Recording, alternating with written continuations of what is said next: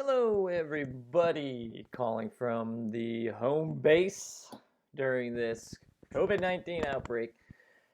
And of course, I'm going to talk about it a little bit, but let's talk about some good stuff. I'm not going to be a Debbie Downer here.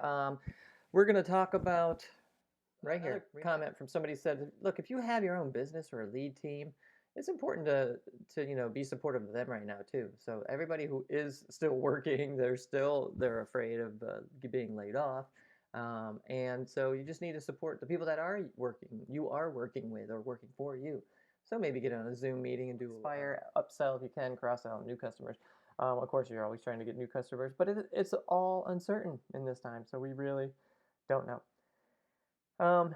Anyway, that was a lot of different quotes from a lot of different people in a lot of different sections of the world, a lot of different businesses, and a lot of different places in their business.